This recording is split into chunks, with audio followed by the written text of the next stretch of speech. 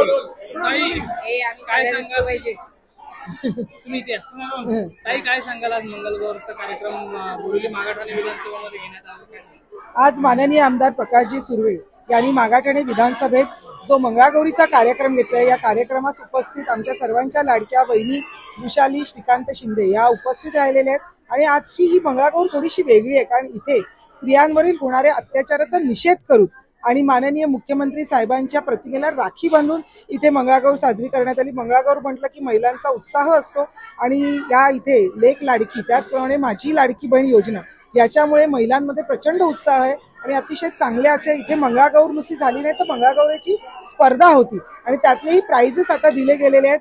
मला वाटतं प्रकाशदादा सुर्वे असतील, आमच्या मीनाताई पानमन असतील, आमच्या सर्व नगरसेविका असतील ज्या नुकताच शिवसेनेत आलेल्या आहेत, मग गीताताई असतील, रिद्धी कुरसुंगे असतील, त्याचप्रमाणे आमच्या संध्या दोशी असतील, या सर्वजणी आज इथे उपस्थित आहे आणि मोठ्या जल्लोषात आणि अतिशय दिमाखात हा कार्यक्रम पार पडलेला आहे आणि खरोखर खूप मजा आली।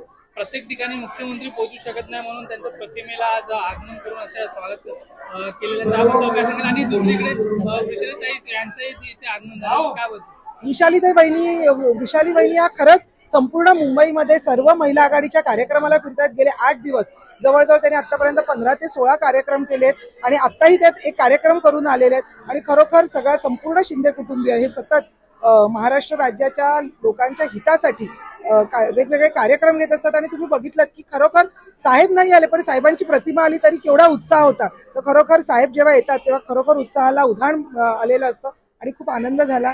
आणि प्रकाशदादा सुर्वे यांचा कार्यक्रम म्हणजे अफलातून आणि आमच्या विभाग प्रमुख मीनाताई पानमन यांनी खूप सुंदर कार्यक्रम आयोजित केला।